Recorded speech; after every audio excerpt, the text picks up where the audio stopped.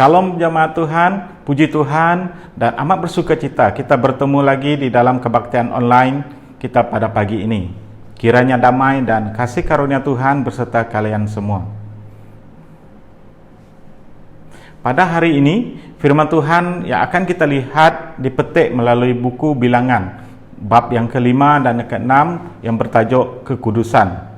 Apa itu kekudusan? Dan kenapa Tuhan menekankan kekudusan dalam hidup kita? Tentu ini menjadi satu pertanyaan kepada kita.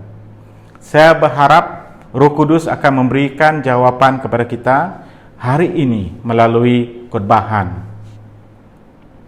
Sebelum kita memuji dan menyembah Tuhan bersama, di sini saya ingin menyampaikan satu pengumuman. Marilah kita bersukacita memberi kepada Tuhan dan kerajaannya. Anda boleh memberi melalui bank transfer secara atas talian, Sarawak Pay, dan Duit Now QR.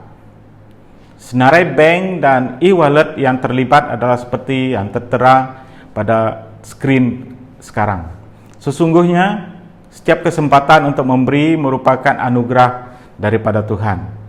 Pihak gereja mengucapkan terima kasih dan kiranya Tuhan memberkati kalian semua dengan penuh berkelimpahan.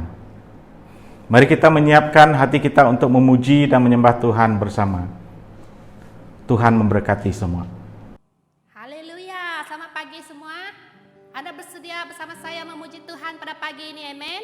Mari kita terus siapkan hati kita, karena Tuhan akan mencurahkan kuasa-Nya ke dalam kamu dan saya, amin? Haleluya.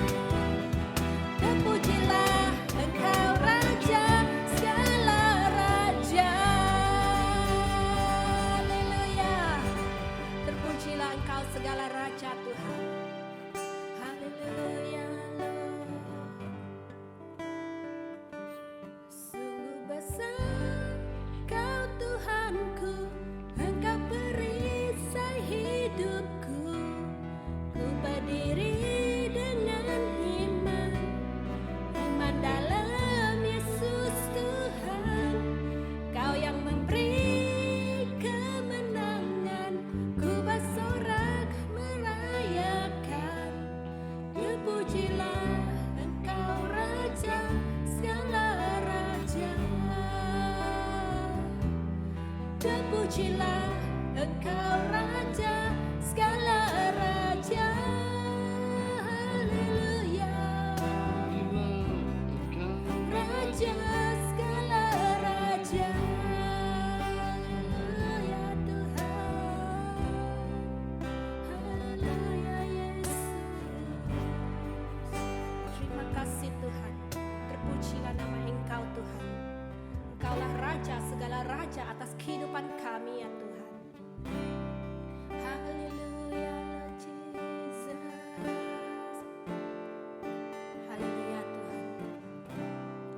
Tuhan pada hari ini Tuhan, biarkan Engkau terus mencurahkan roh Engkau Tuhan, memberikan kami kekuatan Tuhan, memberikan penyembuhan, memberikan Tuhan kemenangan atas setiap kehidupan kami. Memberikan kami roh yang baru Tuhan, roh yang membangkitkan Tuhan, roh yang memberikan kemenangan Tuhan kepada setiap kami Tuhan.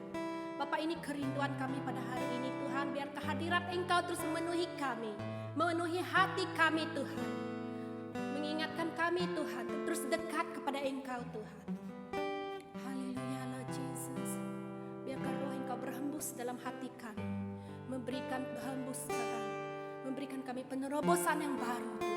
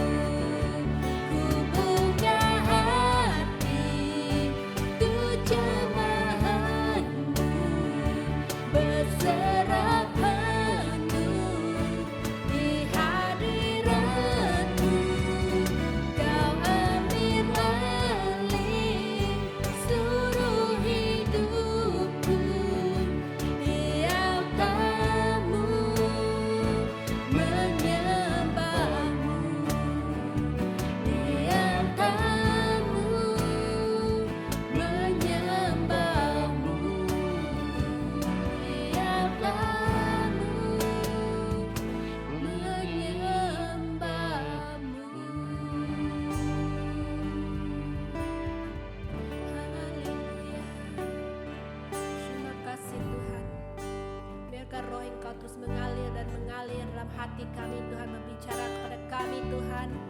Engkau berbicara kepada kami melalui firman Engkau Tuhan, yang memberikan kami kekuatan, kehidupan yang baru Tuhan di dalam Engkau Tuhan. Terima kasih Yesus, kami terima kasih Tuhan. Kami serahkan semua ini Tuhan, hanya kami minta dalam nama Yesus Tuhan, kami telah berdoa. Amin. Shalom saudara-saudari, selamat datang ke kebaktian online hari ini. Semoga Anda dan keluarga sehat selalu. Minggu yang lepas, saudara Charles telah menyampaikan firman Tuhan mengenai terurus. Petikan dari buku Bilangan pasal 3 dan 4. Saya yakin Anda telah diberkati melalui firman Tuhan tersebut. Tuhan kita ingin kita berada dalam rencananya dengan terurus supaya kehidupan kita diberkati. Kita telah diberkati dengan 3 cara agar kehidupan kita terurus dalam Tuhan, yaitu berada dalam panggilan Tuhan. Kedua, melayani di rumah Tuhan. Dan ketiga, melayani dengan kekudusan. Tuhan ingin kita tetap berada dalam rencananya, kerana Tuhan mempunyai rencana yang baik untuk kita. Rencana yang memberikan kita harapan di dunia ini dan masa depan di dunia yang akan datang. Amin. Pada hari ini, firman Tuhan yang akan kita lihat dipetikan dari buku Bilangan pasal 5 dan 6 yang bertajuk kekudusan. Apa itu kekudusan? Dan kenapa Tuhan menekan kekudusan dalam hidup kita? Tentunya ini menjadi pertanyaan kita. Saya harap Roh Kudus akan memberikan jawaban kepada kita hari ini. Mari kita baca bersama-sama firman Tuhan. Kerana kesuntukan masa, kita hanya akan membaca ayat tertentu saja. Tapi adalah baik bagi kita untuk membaca semua ayat di pasal 5 dan 6 dalam masa masing-masing. Amin. Mari kita bacakan. Ayat 5. Tuhan berfirman kepada Musa, "Perintahkanlah kepada orang Israel supaya semua orang yang sakit kusta, semua orang yang mengeluarkan lelehan, dan semua orang yang najis oleh mayat disuruh meninggalkan tempat perkemahan, baik laki-laki maupun perempuan. Haruslah kau suruh pergi keluar tempat perkemahan, haruslah mereka kau suruh pergi, supaya mereka jangan menajiskan tempat perkemahan di mana aku diam di tengah-tengah mereka." Ayat 5-7. Tuhan berfirman pada Musa, "Berbicarakan kepada orang Israel, apabila seorang laki-laki atau perempuan melakukan suatu dosa terhadap sesamanya manusia dan oleh kerana itu berubah setia terhadap Tuhan sehingga orang itu menjadi bersalah, maka haruslah ia mengaku dosa yang telah dilakukannya itu, kemudian membayar tebusan sepenuhnya dengan menambah 1/5, lalu menyerahkannya kepada orang terhadap siapa yang salah." Bilangan 6:1-3. Tuhan berfirman kepada Musa, "Berbicaralah kepada orang Israel dan katakanlah kepada mereka, apabila seorang laki-laki atau perempuan mengucapkan nazar, khususnya yakni nazar orang Nazir untuk menghususkan dirinya bagi Tuhan, maka haruslah ia menjauhkan dirinya dari anggur dan minum dan memabukkan. Jangan meminum cuka, anggur atau cuka minuman yang memabukkan, dan jangan meminum suatu minuman yang dibuat dari buah anggur, dan jangan memakan buah anggur, baik yang segar maupun yang kering." Ayat 22-27. Tuhan berfirman pada Musa, "Berbicaralah kepada Harun dan anak-anaknya. Beginilah harus kamu memberkati orang Israel," katanya kepada mereka. "Tuhan memberkati engkau dan melindungi engkau. Tuhan menyinari engkau dengan wajahnya dan memberi engkau kasih karunia. Tuhan menghadapkan wajahnya kepadamu dan memberikan engkau damai sejahtera. Demikianlah harus mereka meletakkan namaku atas orang Israel, maka aku akan memberkati mereka." Amin. Mari kita berdoa bersama-sama. Tuhan, kami serahkan khotbah hari ini supaya firman-Mu mengatakan kebenaran ke dalam hidup kami. Kami minta agar firman-Mu memberi kuasa penerobosan yang luar biasa ke dalam apa-apa situasi yang dialami di keliling kita. Dalam nama Yesus kami berdoa. Amin. Semasa orang Israel keluar dari Mesir, Tuhan ingin mereka mempunyai identiti yang baru. Identiti yang baru menjadikan bangsa Israel seperti rakyat syurgawi, di mana Tuhan menjadi raja dan mereka menjadi rakyat kerajaan Tuhan. Umat Tuhan merupakan umat yang istimewa di mata Tuhan. Oleh itu, Tuhan menyatakan bangsa Israel adalah the apple of my eye, bagaikan permata di mata Tuhan. Cara hidup yang baru ini membawa kekudusan kerana Tuhan adalah kudus. Oleh itu, Tuhan inginkan rakyatnya kudus juga. Kekudusan adalah amalan yang memisahkan kita daripada cara dunia yang berdosa. Kita juga adalah istimewa bagi Tuhan kerana kita juga dipanggil untuk dipisahkan daripada dosa duniawi untuk hidup dalam kekudusan. Kerana dosa melemahkan kita daripada melayani Tuhan dan memperlambatkan rencana Tuhan dalam hidup kita. Apabila kita melepaskan hidup kita dari dosa, kehidupan kita akan menjadi lebih kuat kerana kita akan menjadi kudus. Amin. Mari kita lihat kenapa Tuhan menekankan kekudusan dan bagaimana kita dapat mengekalkan kekudusan dan buah kekudusan.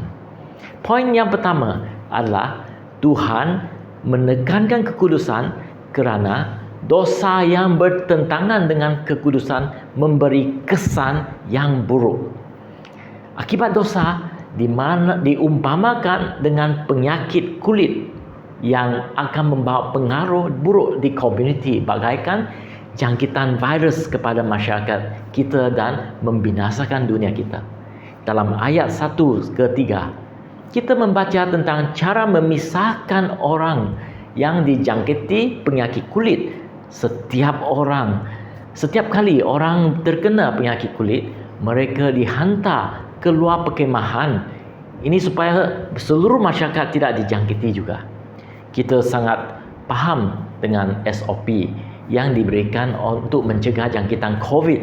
Apabila seorang dijangkiti COVID, mereka haruslah diasingkan. Bukan itu sahaja, kontak rapat mereka juga harus diasingkan selama 14 hari. Betul kan? Bayangkan betapa cepat penularan jikalau kita tidak mematuhi SOP dengan menjauhkan diri dari yang dijangkiti. Banyak orang akan dijangkiti. Amin. Jangan kita berfikir bahawa dosa adalah perkara peribadi sahaja, tetapi dosa peribadi anda memberikan kesan kepada orang lain.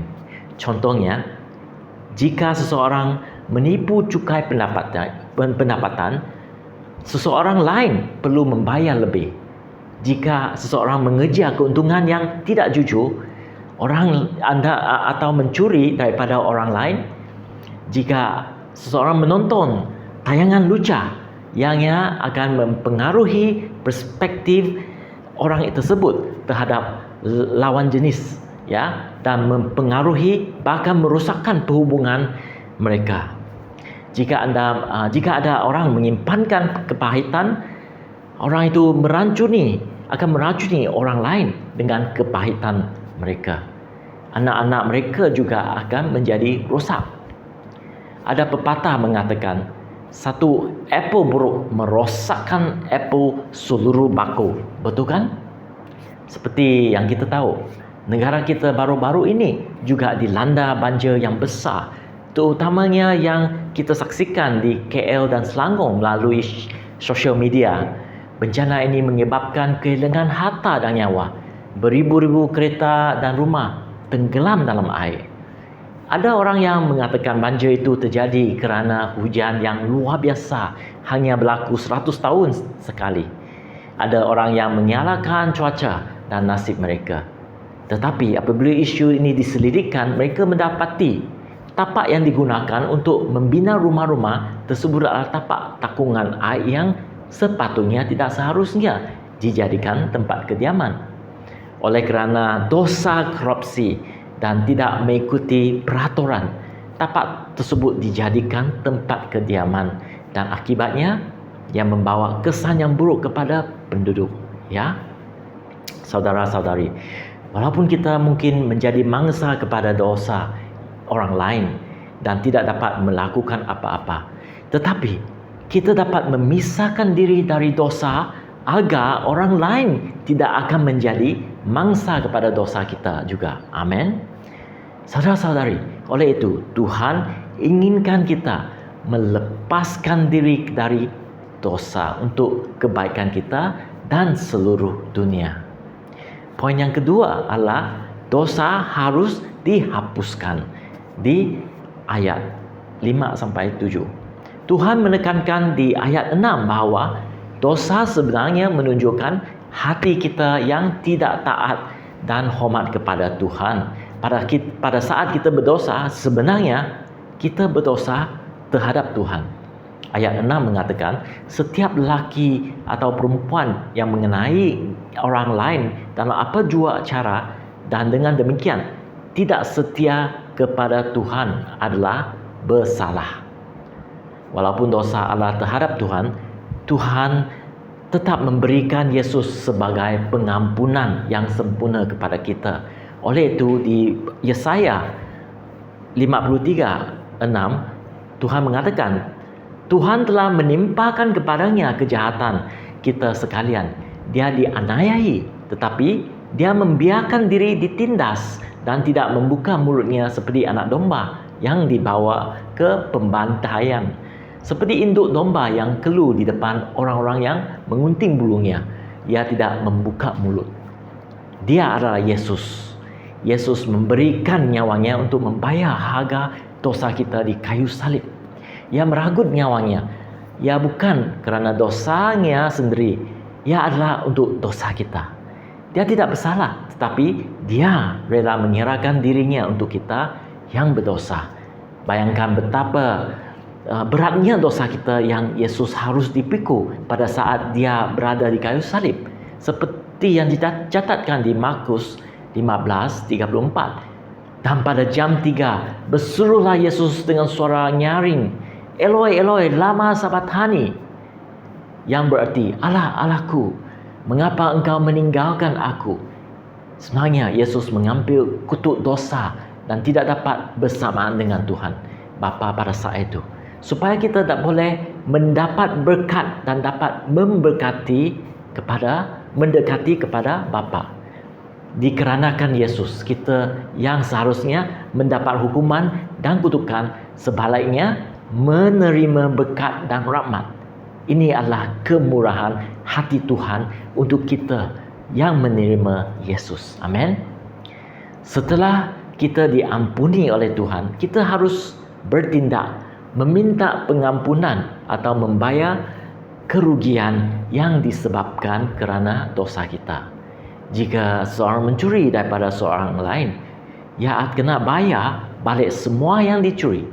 Jika seorang melanggar seorang lain dalam kemalangan, dia dapat membayar ganti rugi kenderaan dan yuran perubatan. Jika seorang tidak setia pada pasangan, seorang perlu berdamai dan meminta pengampunan, penyembuhan, dan kalau keadaan mengizinkan, boleh memperbaiki dan membina perhubungan sekali lagi. Amin.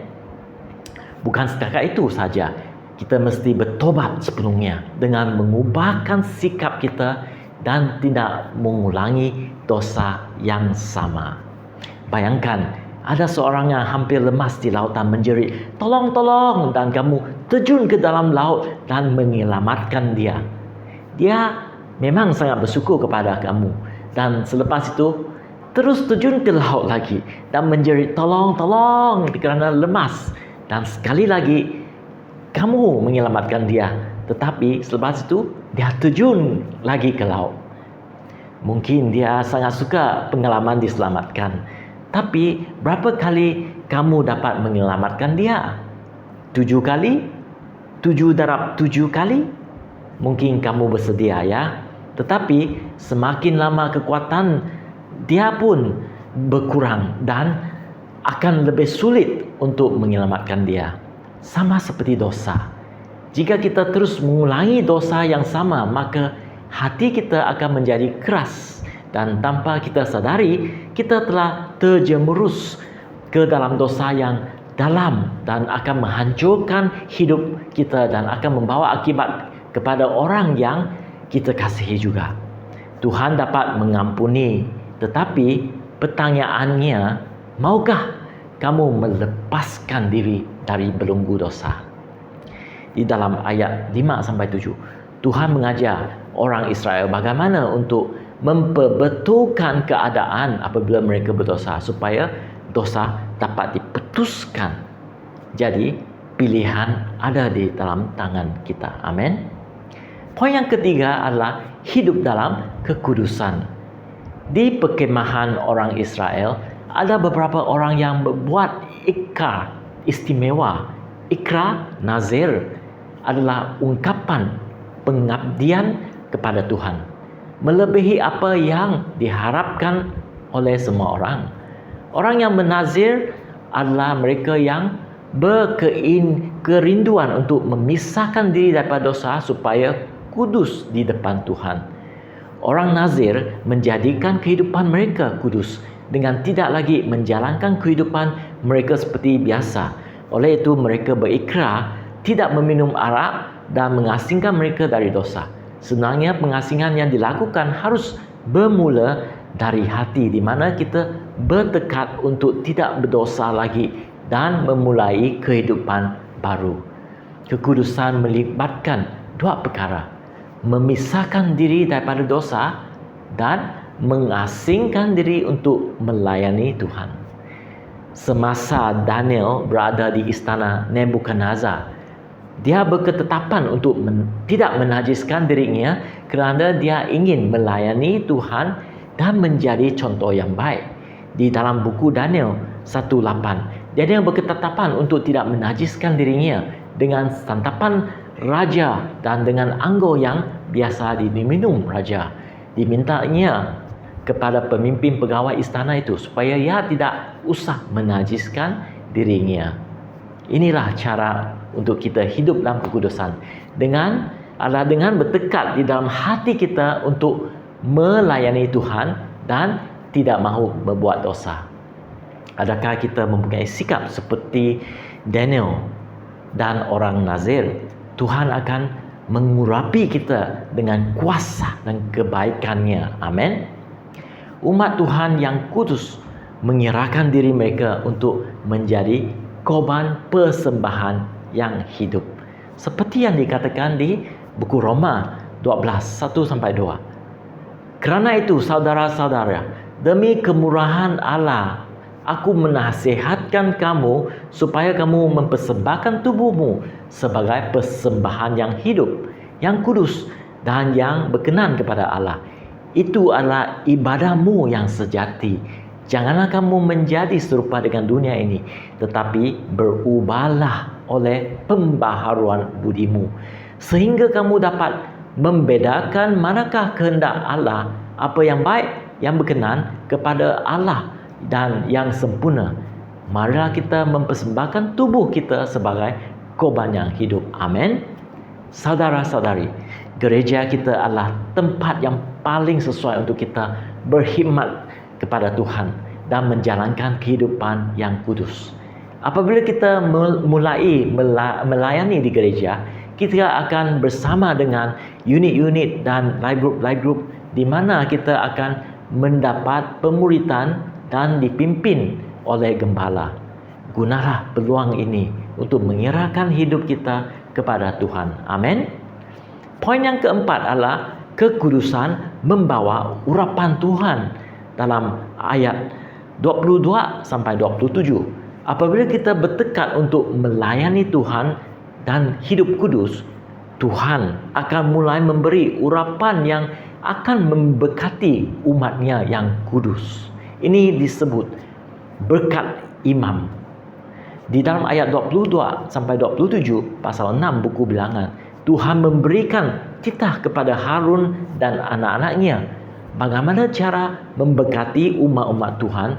Perhatikanlah bahawa Harun dan anak-anaknya adalah imam-imam yang dilantik oleh Tuhan sebagai perantaraan Tuhan dan umat-umat Tuhan. Pada ketika itu, orang Israel tidak dapat berbicara dengan Tuhan seperti kita hari ini kerana Tuhan belum mengirim Roh Kudus. Pada hari ini kita mempunyai Yesus, imam besar, bagi kita sebagai perantaraan kita dan Tuhan. Dan apabila kita menerima Yesus sebagai Tuhan dan Juru Selamat kita, Yesus menjanjikan urapan Roh Kudus ke dalam hidup kita. Roh Kudus yang mengalir ke dalam hidup kita apabila kita melayani dan hidup kudus. Amin. Ini disebutkan berkat iman, di mana kita menerima urapan keperluan, perlindungan, pengampunan dan keamanan. Ini yang dikatakan oleh imam besar Yesus kepada kita. Tuhan memberkati engkau dan melindungi engkau. Tuhan menyinari engkau dengan wajahnya dan memberikan engkau kasih karunia. Tuhan menghadapkan wajahnya kepadamu dan memberikan engkau damai sejahtera. Apabila Tuhan menghadapkan wajahnya kepada kita, Dia memandang kita dengan rahmat dan kasih karunia. Amin. Di Bilangan pasal 24, Tuhan menunjukkan bahawa Dia seperti singa yang akan menjaga bangsa Israel. Tuhan akan memberkati siapa yang memberkati bangsa Israel dan mengutuk siapa yang mengutuk bangsa Israel. Saudara-saudari, pada hari ini mungkin anda berada dalam pergelutan hidup di mana anda memerlukan Tuhan menyinari kepada kita dengan wajahnya dan memberi anda kasih karunia. Saudara-saudari, pakailah peluang ini, ya. Amin. Kesimpulannya pada hari ini adalah Tuhan memanggil umatnya ke dalam kekudusan melalui pengampunan Yesus dan Roh Kudus. Amin. Sudikah anda datang kepada Dia dan bertaubat? Adakah anda berada dalam pergelutan yang anda rasa tidak senang dilepaskan dengan apa-apa cara anda dapat lakukan? Mungkin ada cara yang tidak selaras dengan cara Tuhan yang kita lakukan, atau kita terperangkap dalam kesan-kesan dosa dari dunia ini. Tuhan boleh melepaskan kita dari kesan dosa, dan saya yakin Tuhan dapat menolong kita. Hanya ada 3 perkara yang perlu kita buat. Yang pertama, ambil langkah untuk datang ke Yesus dan bertaubat dan mengubahkan hati kita untuk putuskan dosa. Yang kedua, mulai bertekad menjalani hidup yang kudus mulai hari ini. Dan yang ketiga, bertekad untuk melayani Tuhan bersamaan dengan gereja. Saya pasti Tuhan melalui Roh Kudus-Nya akan mulai memberi urapan kepada anda untuk menerboskan pergelutan-pergelutan di dalam hidup anda. Amin. Mari kita berdoa pada saat ini. Tutupkan mata supaya kita dapat fokus kepada Yesus, imam besar kita. Katakan kepada Yesus bagaimana dosa kita telah membawa kesan ke dalam hidup kita dan juga orang di sekeliling kita. Mintalah pengampunan dan bertaubat dengan hati yang baru. Pada saat ini biarkan muzik bermain dan kita akan ambil masa untuk bertaubat dosa-dosa kita dan berdoa. Amin.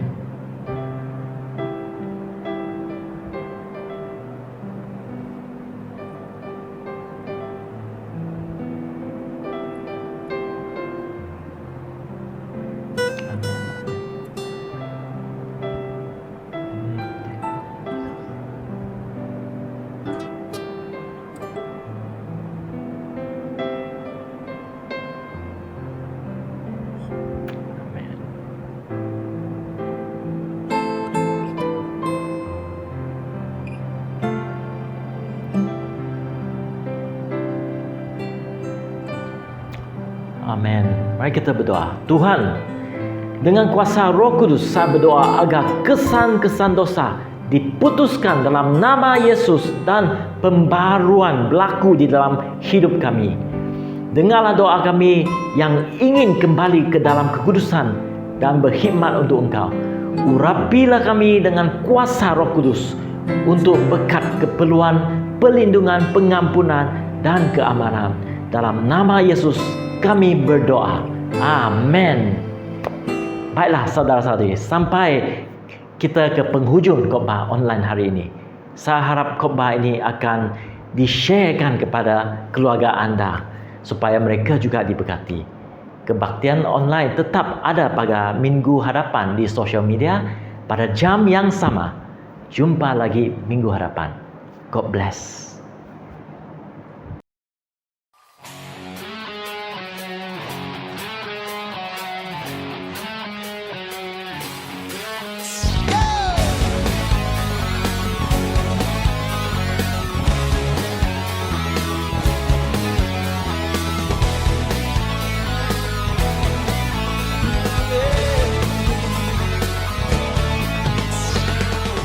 Saat ku pandang gunung menghadang setiap langkahku, setiap jalanku, jiwaku pun bangkit, imanku pun bangkit. Kau besertaku, kau menjagaku, tak usah ku takut.